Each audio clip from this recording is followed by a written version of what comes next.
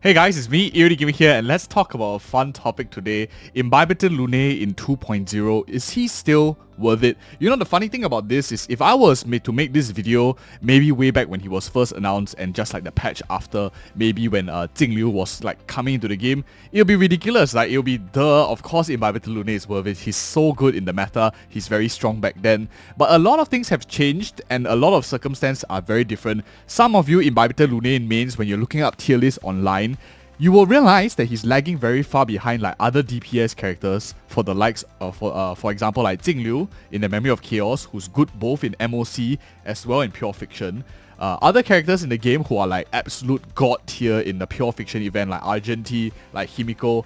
To a large extent, Imbibitor Lunae has fallen off, and I want to just give you a few reasons why he fell off before now then coming into the game, and what I see moving forward. Is he actually a worthwhile investment? The TLDR is, I think he will get stronger, especially with Sparkles joining the game, but of course, there are a few caveats that I want to talk about in more detail, but let's just first jump into it. Why did Imbibitor Lunae fall off the meta? Now, if you think about his team compositions, and we'll just come into this screen real quick, while other characters, for example, like DHIL over here, who is often very compared with him very often because they pretty much were introduced in the more or less the same period of time. Their style of DPS is very similar, like hyper carry-ish.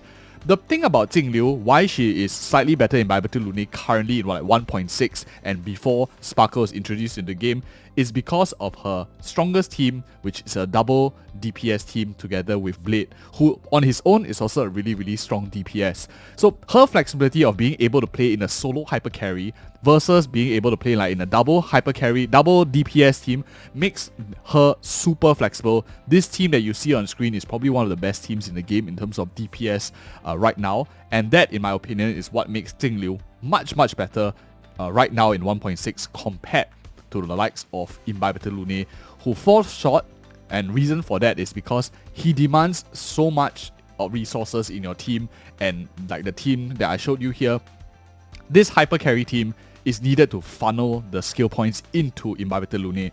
If you do not have this enough like skill point battering, or even for example running with a character like Huo here to force him to become a hyper carry, you will realize that he doesn't really do too much because he relies on using as many skill points as he can. Currently in the game, there are not many people that give skill points. This two that you see on screen, like Tingyun, Runmei, are examples of Harmony hyper carry kind of characters that do that. The only other option that is like net positive for the Harmony category will be Hanya, who again might want to be played in a different team comp as well.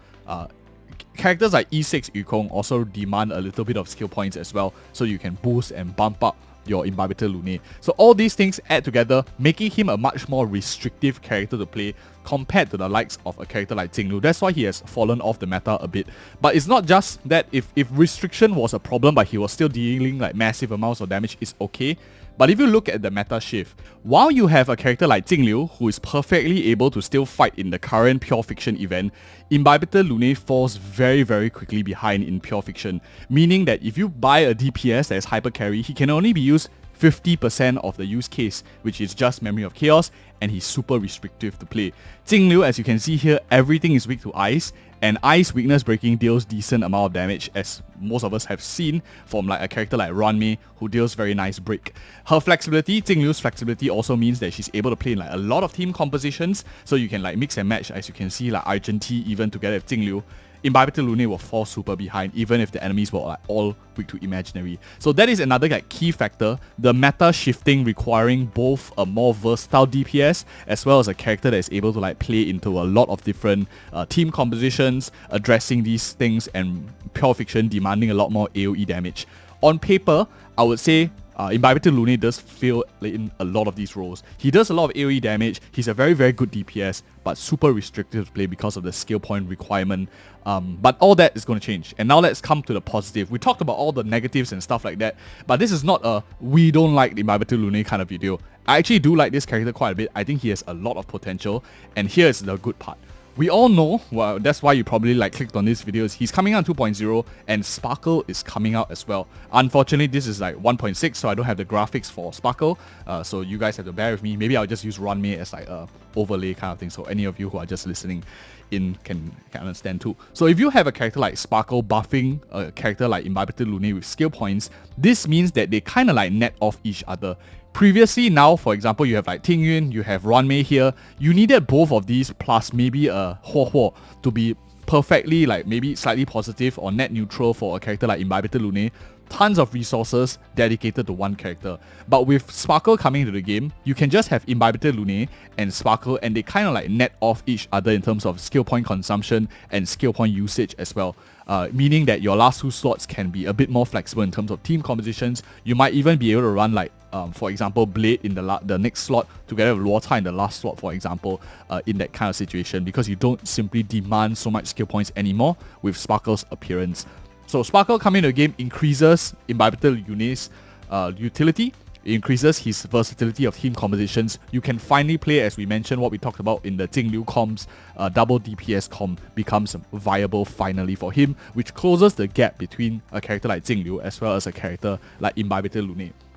And some of you might be asking, closing the gap, but is that good enough? I think one thing that we forget, a lot of us, who are in the heat of the moment, looking at both the characters like Jingliu and Imbibitor Lunae, we forget that there's another character that was given to us for free in version 1.6, and that is Dr. Ratio.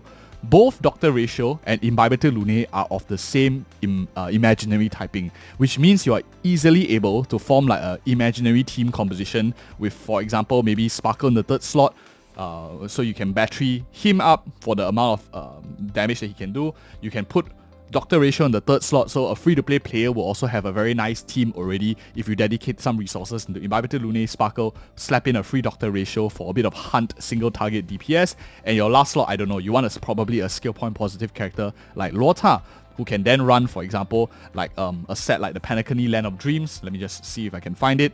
This one here where you increase same type damage for your other DPSs, giving this 10% damage buff to both Dr. Ratio and also to Imbibitor Lunae, acting as a more supportive role. I think that is another option that you can do as well once Sparkle is being added into the game.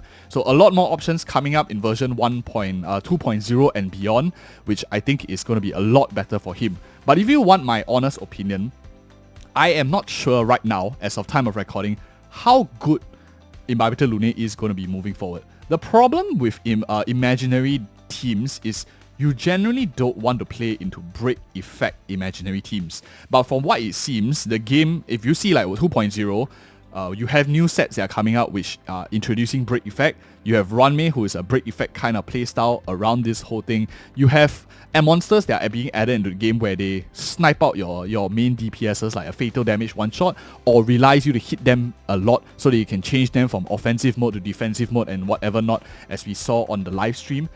Meaning multi-hit, follow-up, break effect, DOT would be more coming into the picture.